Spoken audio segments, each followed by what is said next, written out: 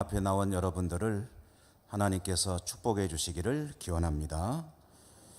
오늘 눈물 뒤에 기쁨이라는 제목으로 말씀을 전해드리겠습니다. 느헤미야 말씀을 읽었는데요. 느헤미야를 잘 아시는 우리 성도님들도 계시겠지만 또 조금은 생소하게 느끼시는 분들도 계실 것입니다. 느헤미야는 어떤 사람인가? 이스라엘의 모세와 다윗과 같은 위대한 인물들이 있고요. 그 모세와 다윗처럼 잘 알려져 있지는 않더라도 그 외에도 수많은 믿음의 유인들이 있는데 느헤미야도 그 중에 한 사람입니다. 유다 왕국이 멸망하고 나라의 엘리트 그룹, 주요 지도층 인사들이 바벨론의 포로로 끌려갔고 역사가 흘러감에 따라 바벨론에 끌려간 사람들이 그곳에서 살 때에 바벨론이라는 나라는 망하고 페르시아가 그 뒤를 이어서 지배하게 되었고요. 페르시아가 중동 땅의 패권을 차지하고 다스리는 대제국을 이루었을 때 망한 나라의 유민으로 마치 나그네와 같이 그 땅에 살던 그런 후예 중에 한 사람인 느헤미야는 그 대제국 페르시아의 최고위층 관직에 오른 사람입니다. 그저 이름만 최고위층이 아니고 황제의 신임과 총애를 한 몸에 받는 실세 중에 한 사람이 되었고 최측근 중에 한 사람이 되었습니다. 대단히 출세한 사람이죠. 부귀와 영화를 한 몸에 받아 누리며 살기에 부족함 없는 그런 지위에 오른 사람 느헤미야. 그런데 느헤미야가 위대한 것은 이렇게 출세했기 때문에 위대한 것이 아니라 그 마음속에 늘 조국을 향한 그리움과 애틋함을 가지고 있었기 때문에 느헤미야는 그런 위대한 사람이었고 하나님을 믿는 믿음에서도 그 누구도 따를 수 없는 그런 살아있는 믿음의 소유자였기 때문에 느헤미야는 정말 위대한 인물이었다. 망해버린 조국이지만 유다 나라 예루살렘에 대한 관심을 끊지 않고 있던 느헤미야는 문득 들려오는 소식, 예루살렘 도성, 거룩한 하나님의 도성이 바벨론에 의해서 무너진 뒤에 아직도 복구가 되지 못하고 있다는 소식을 듣고 황제에게 특별 청원을 해서 자신의 고향 조국인 예루살렘으로 돌아갈 수 있도록 해달라 하고 요청을 하게 되었습니다. 이것은 그냥 그런가 보다 하고 읽으면 별것 아닌 것처럼 느낄 수 있겠으나 사실은 굉장한 그런 결단이 따르는 일입니다. 권력의 핵심부에 있으면서 황제의 곁을 떠난다는 것은 어쩌면 그 모든 것을 잃을 수도 있는 모험이 될 수도 있고요. 또 황제에게 그 청원을 한다는 자체가 황제가 기분 나쁘게 느끼면 생명을 잃을 수도 있는 그런 위험한 도전이었습니다. 그러나 무너진 조국의 참담한 현실에 대한 소식을 듣고 느헤미야는 결단하였고 하나님께 기도하였고 황제에게 청원을 해서 황제 허락을 받아 자기 조국 고향 도성 예루살렘으로 돌아와서 참 수많은 장애와 난관이 있었음에도 불구하고 그것들을 잘 극복하고 예루살렘 도성을 재건하는 과업을 완수했습니다. 성벽을 재건하고 도시를 재건하는 이 일을 감당했던 느헤미야. 이와 같이 느헤미야가 그 거대한 역사를 다 이루고 그 뒤에 어떤 일들이 벌어지는가? 오늘 우리가 읽은 말씀 8장은 그 뒤의 이야기를, 후속되는 이야기들을 전해주고 있습니다.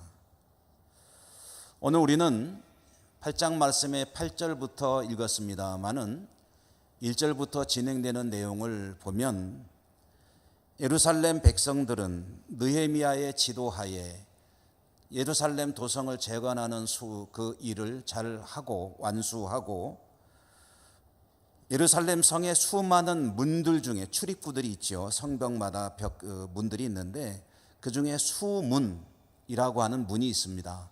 이 수문은 물숫자 문자 해가지고 영어로 말하면 워터게이트가 되겠죠. 이 수문 앞에는 광장이 있는데 예루살렘 성에서 가장 많은 인파가 모일 수 있는 그런 광장이 바로 이 수문 앞 광장이었다고 합니다. 느헤미야의 지도에 따라서 예루살렘 도성 재건 과업을 완수한 이스라엘, 그중에 예루살렘 백성들, 주민들은 수문 앞 광장에 모여서 학사 에스라를 초청했습니다. 학사 에스라는 느헤미야와 함께 위대한 귀한 지도자였습니다. 느헤미야가 정치인이라고 한다면 에스라는 율법학자였습니다. 말씀 전문가라는 얘기죠. 수문 앞 광장에 모인 예루살렘 주민들, 백성들은 학사 에스라를 초청해서 그에게 모세를 통해서 하나님께서 주신 율법을 낭독해 달라고 요청했습니다. 에스라는 백성들의 요청에 따라서 율법책을 낭독해 주었는데요. 오늘 3절 말씀에 보니까 에스라가 얼마나 이 말씀을 낭독을 했느냐, 새벽부터 정오까지 낭독했다고 합니다. 그럼 여러분, 새벽이면은 아무리 늦어도 한 6시경으로 잡을 수 있겠죠. 6시부터라고 친다면 정오까지 12시까지 약 6시간 동안을 이 에스라가 율법을 낭독한 겁니다. 6시간 정도를 율법을 낭독할 때에 백성들은, 거기 수문 앞 광장에 모인 백성들은 에스라를 통해서 들려오는 모세 율법을 귀를 기울여 들었다고 합니다. 경청했다는 것이죠. 집중해서 들었다는 이야기입니다. 이렇게 학사 에스라는 모세 율법을 낭독하고 그곳에 모인 예루살렘 주민들이 그 말씀을 집중해서 들을 때에 그 다음에 어떤 일이 벌어지느냐, 특별히 그 낭독하는 율법을 듣는 백성들에게 어떤 일이 벌어졌느냐 하고 보니까 오늘 말씀 9절에 백성이 율법의 말씀을 듣고 다 우는지라 라고 했습니다. 다 울었다.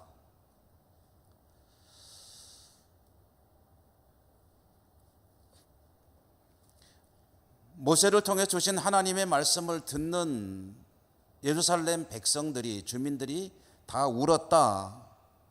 이 울었다, 우는지라라는 이 말을 조금 더 원래 성경이 기록된 의미를 좀 살려가지고 조금 더 실감나게 말해본다면 이렇게 말하는 것이 더 좋습니다.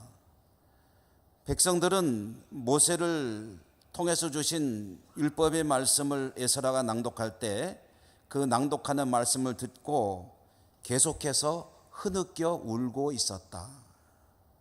그냥 다 우는지라 하면은 현장의 분위기가 잘 전달이 안 되기 때문에 그것을 좀 살려서 말하면 그들은 계속해서 눈물을 그치지 않고 흐느껴 울고 있었다. 통곡을 한다는 것은 아닙니다. 그러나 가슴 깊이에서 터져 나오는 슬픔을 감당하지 못하고 억제하고 싶지만 억제하지 못하며 흐느껴서 울며 눈물을 흘리는 백성들. 그들은 왜 이렇게 하나님의 말씀을 들으며 계속해서 흐느껴 울고 있었을까요?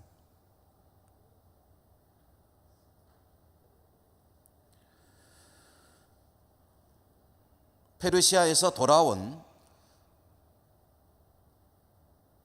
귀한 백성들의 삶은 몹시 힘들었습니다. 그들의 선조들은 나라를 망하게 한 사람들이었습니다.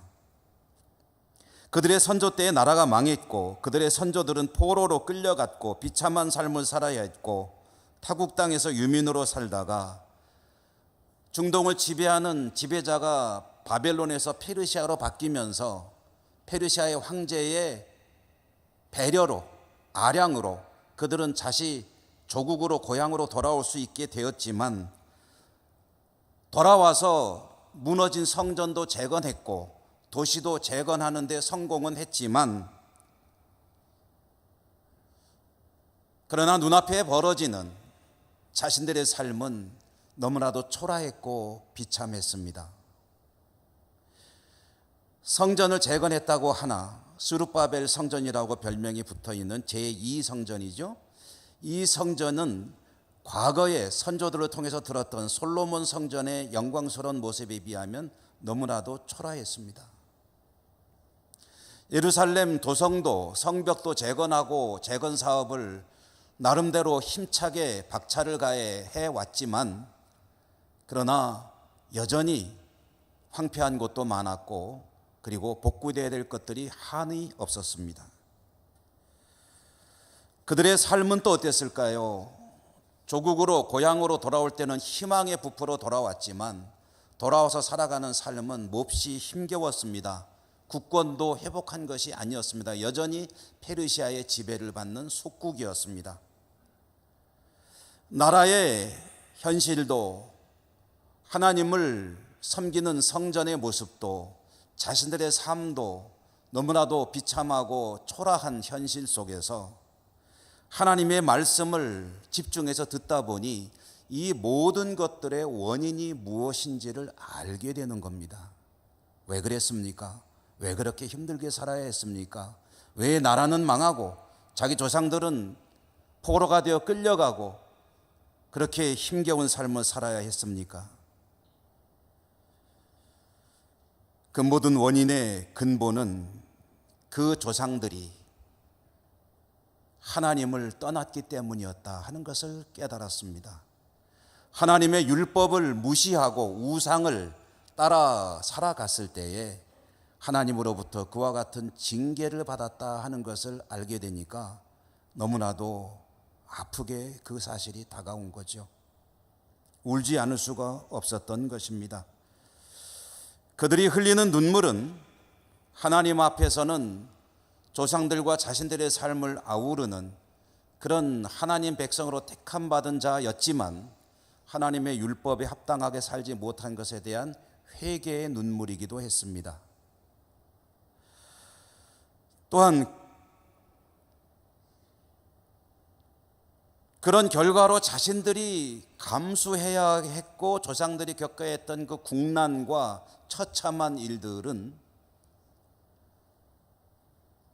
지금의 현실의 모든 고생들은, 고난들은 자신들의 삶이 얼마나 서러운 것인지를 느끼게 하는 것들은 곧 서러움의 눈물이 돼서 그들의 눈에서 하염없이 흘러내리고 있었죠.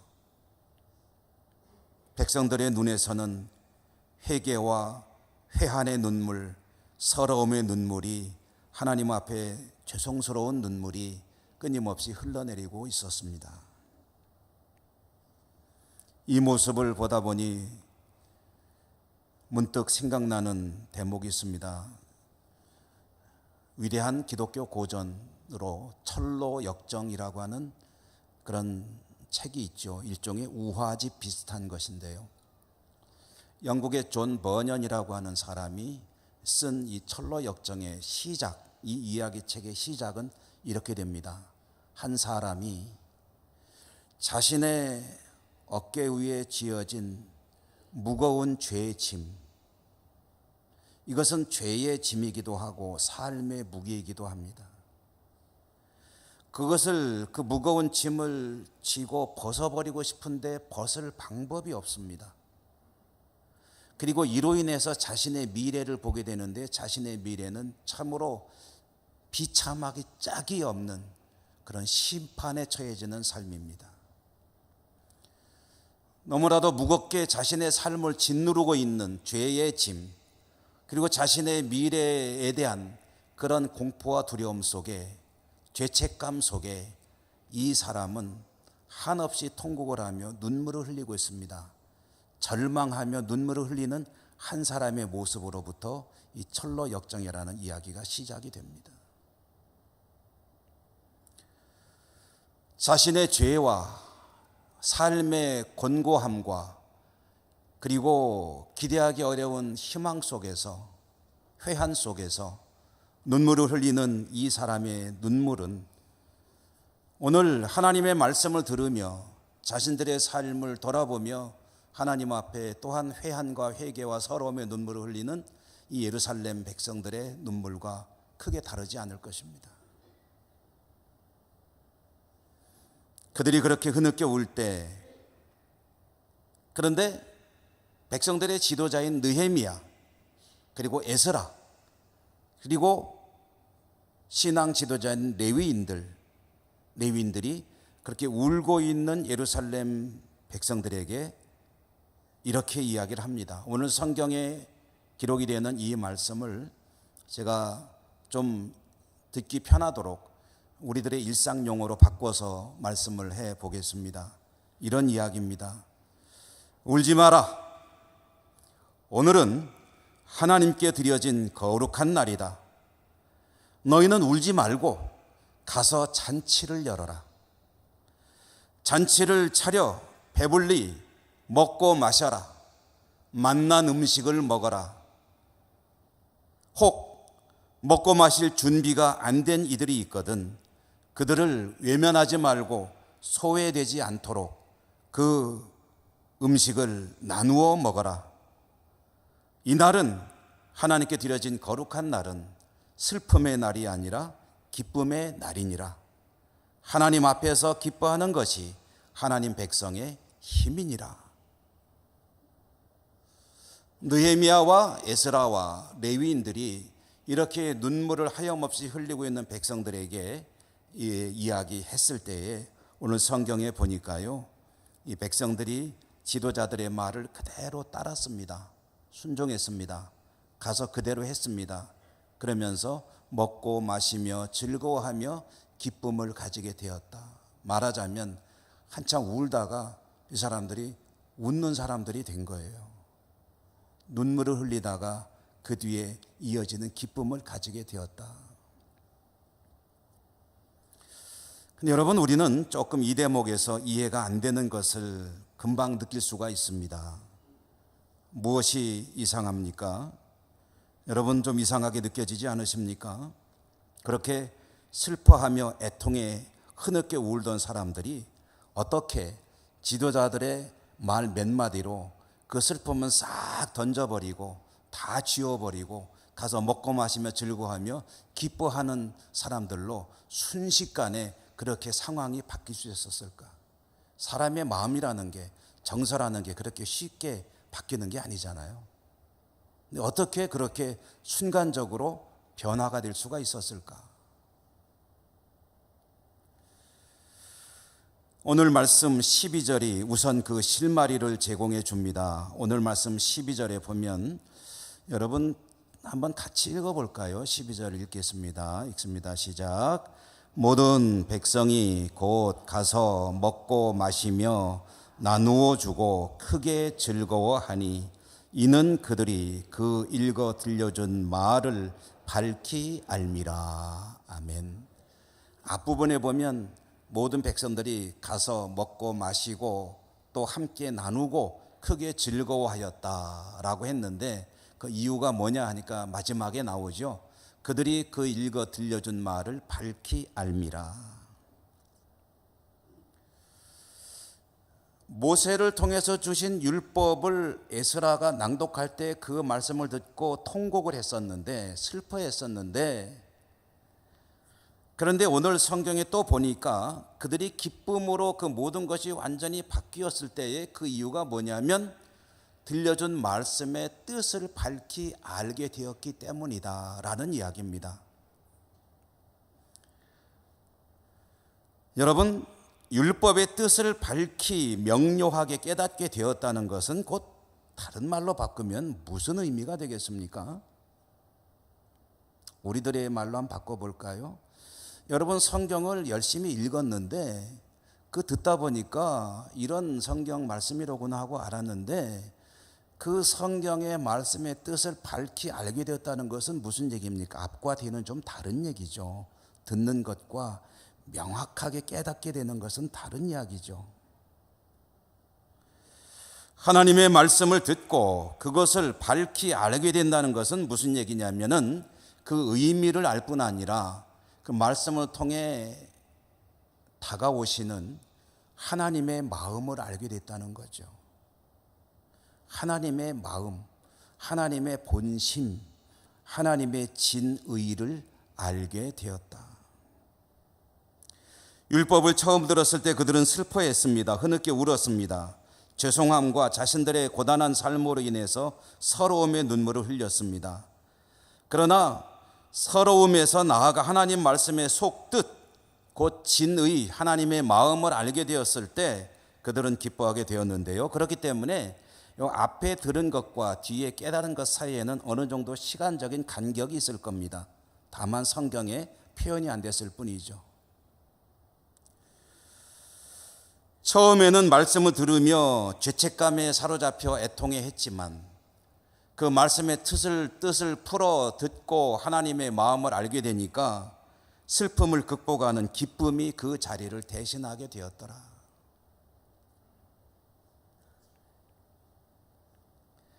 그러면 그들이 깨닫게 된 하나님의 마음, 속뜻은 무엇이었겠습니까?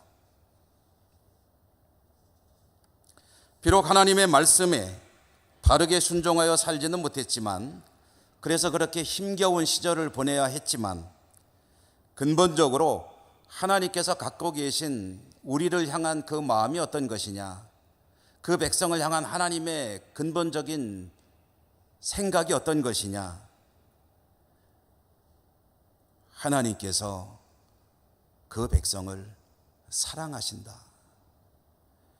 하나님께서 그 백성을 구원하신다. 하나님께서 그 백성을 축복하신다.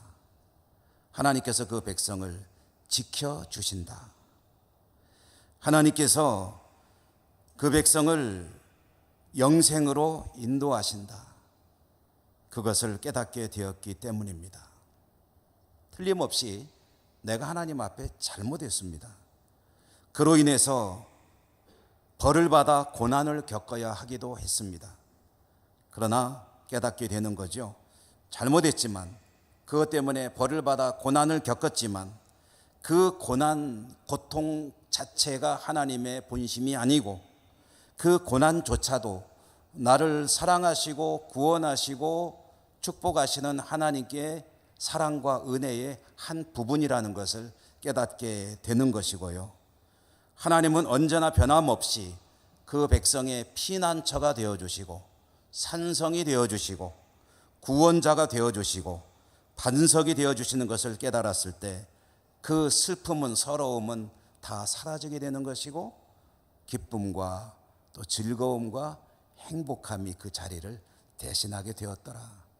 그들은 눈물을 흘리는 존재들이었으나 하나님의 마음을 알게 되고 기쁨으로 그 모든 것들을 새롭게 하게 되었다.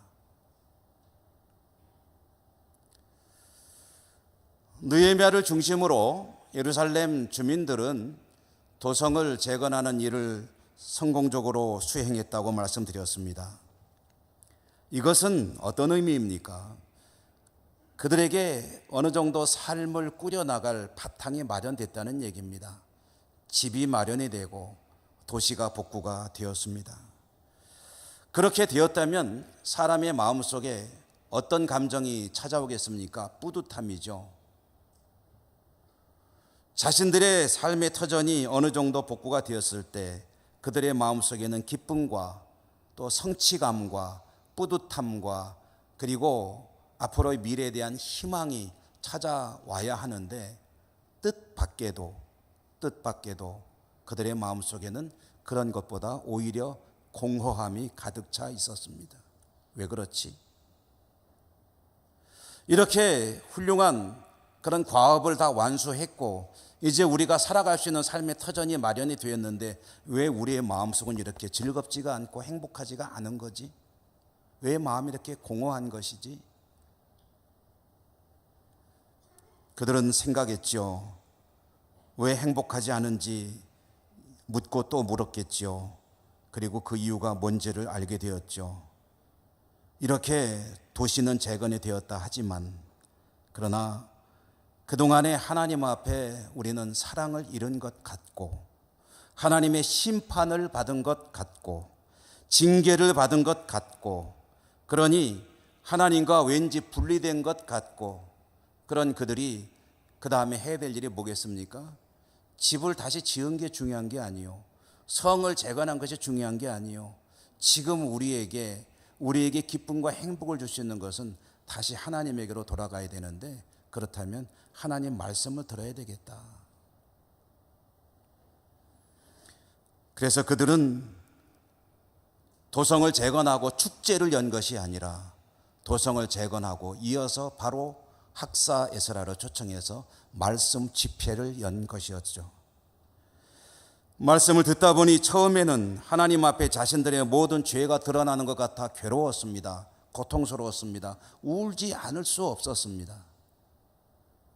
그런데 들려온 그 말씀의 뜻을 다시 한번 읽고 듣고 배우고 하나님의 말씀의 진의를 속뜻을 깨달을 때 그들은 자신들의 삶의 고난이 곧 하나님의 징계요 하나님의 목적이 아니라 그것도 은혜의 수단이라는 것을 알게 되었고, 그러므로 하나님의 은혜는 조금도 변함이 없고 하나님은 지금도 이스라엘 백성들을 사랑하시고 구원하시고 축복하시고 앞으로도 구원의 길로 인도하실 것이라는 것을 깨닫게 되니까 언제 그랬더냐는 듯이 슬픔은 다 사라져버리는 거예요. 기쁨과 희망이 그 자리를 다시 찾아오게 되는 겁니다. 하나님의 마음을 바르게 깨달을 때.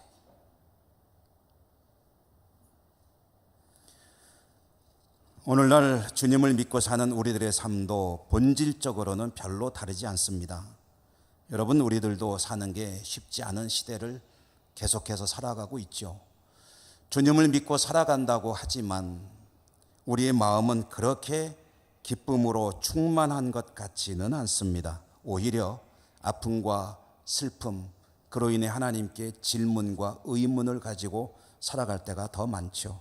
하나님, 왜 이렇게 그대로 두십니까? 왜 이렇게 안 도와주시는 겁니까? 왜 내 삶은 이렇게 힘겨운 삶으로 이어져야 됩니까?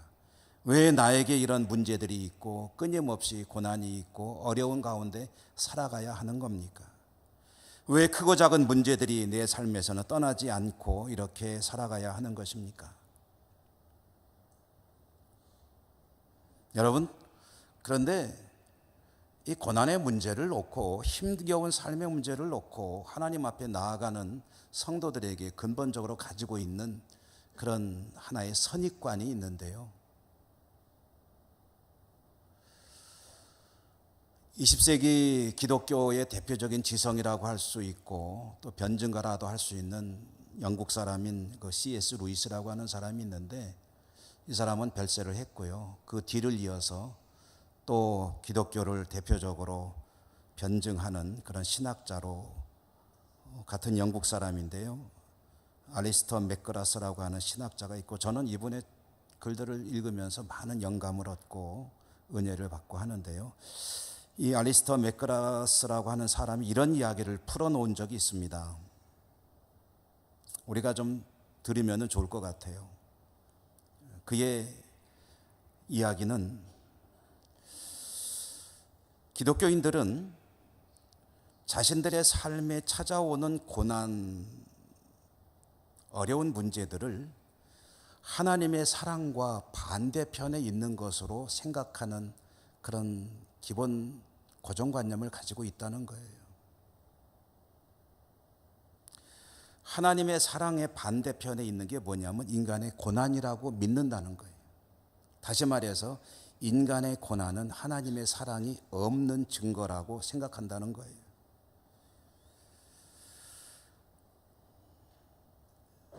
여러분, 정말 인간의 고난은 하나님의 사랑과 정반대의 것인 걸까요? 인간의 삶이 인간이라고 할 거 없이 저나 여러분 우리들의 삶이 힘겨운 고난 가운데 있으면 그것은 하나님의 사랑이 나로부터 떠난 것이다. 내 삶에 하나님의 사랑이 존재하지 않는 증거가 될 수 있는 걸까요? 여러분 어떻게 생각하십니까? 어떻게 믿고 계십니까? 하나님이 사랑이 존재하지 않는 증거가 곧 내가 어렵게 살아가고 있는 것이다. 내가 힘들게 살고 있다면 그것은 하나님이 나를 사랑하지 않는 증거다. 기독교인들이 그렇게 생각하고 산다는 거예요. 그런데 그는 이렇게 거기에 대한 반증을 제시하고 있습니다. 하나님의 나를 향한 사랑이 가장 극명하게 드러나는 곳에 무엇이 있는가? 하나님의 나를 향한 사랑이 가장 명료하게 드러나는 최고의 하이라이트가 어디인가? 그것은 예수 그리스도가 나를 위해 그 모진 고난을 다 받으시고 십자가에서 자기를 죽이신 그 고난과 죽음의 현장이 바로 하나님의 사랑을 가장 명확하게 보여주는 현장이 아니냐. 하나님의 사랑과 삶의 고난은 대척점에 있는 것이 아니라 때로는 같이 갈 때도 있고 물론 대척점이 있을 때도 있습니다. 이것은 다시 말해서 우리 삶에 있는 이 고난이라는 것은 하나님의 사랑과 반대되는 것이 아니라 반대될 때도 있고 같이 갈 때도 있고 그것은 완전히 다른 이야기다. 오히려 고난은 하나님의 사랑을 극명하게 보여주는 수단인 경우가 더 많고 대표적인 것이 그리스도의 십자가 골고다였고 오늘 우리가 읽은 말씀 속에 유다 백성들을 그와 같은 고난의 삶으로 이끌어 가신 하나님의 뜻, 본심은 무엇인가? 그들이 하나님을 떠나서 방황하며 우상을 섬기고 살아갈 때 그대로 두면 점점 더 멀어지기 때문에 그들을 바른 길로 잡아오기 위해서 하나님이 쓰신 은혜의 수단이었고, 그렇다면 여러분 우리가 주님을 믿고 살아가면서 우리 삶에 있는 그 어려움들은 고난은요 하나님이 나를 심판하는 게 아닙니다. 나를 징계하는 것도 아닙니다. 나를 아프게 하면서 하나님이 고소해 하시는 것도 아니에요. 무관심한 것도 아닙니다. 하나님은 나를 사랑하시기 때문에 나를 구원의 길로, 영생의 길로, 축복의 길로 이끌어 가시기 위해서 이끌어가고 있는 방법으로 쓰고 있을 뿐이다. 그러므로 고난은 인생으로 하여금 하나님과 함께하는 고상한 삶으로 나가게 하는 입구다라는 이야기예요. 문을 열고 들어갈 때 하나님과 동행하는 삶으로 나아가게 하기 위함이다. 여러분, 우리는 행복한 삶을 원하죠. 우리의 행복은 어디에 있습니까? 이 시대는 돈이 모든 것을 지배하는 시대죠. 그 돈을 좀 많이 가지면 우리는 행복할까요? 그렇지 않다는 것을 우리는 잘 알고 있죠. 몸이 아프지 않으면 행복할까요? 우리가 원하는 것들을 다 소유하면 행복할까요? 그렇지 않다는 것을 우리는 알고 있죠. 인간의 참된 행복, 특별히 주님을 믿고 살아가는 성도의 참된 행복은 어디에 있겠습니까? 나를 사랑하시고 구원하시는 그 하나님과 밀착되어 동행하는 삶을 살아갈 때 그 삶이 참으로 행복한 삶인 것을 확신합니다. 여러분, 하나님의 사랑을, 하나님의 구원을, 하나님의 은총을 의심하지 않고 어떤 것도 하나님의 은혜임을 고백하면서 나아갈 수만 있다면 우리의 삶은 참 행복하게 이루어져 갈 수가 있습니다. 혹시 연약한 인간이기 때문에 때로는 아파서 눈물을 흘릴 수도 있겠죠. 그러나 하나님의 마음을 다시 한번 확인할 때 그 눈물은 기쁨으로 변하게 될 줄로 믿습니다. 여러분, 잊지 마십시오. 꼭 기억하십시오. 하나님께서 여러분을 사랑하십니다. 구원하십니다. 축복하십니다. 잊지 않으시고 동행하실 줄로 믿습니다. 은혜로우신 하나님 감사합니다. 오늘도 말씀을 주셨사오니 승리하는 저희들의 삶이 되게 해 주옵소서. 예수님 이름으로 감사하고 기도드립니다. 아멘.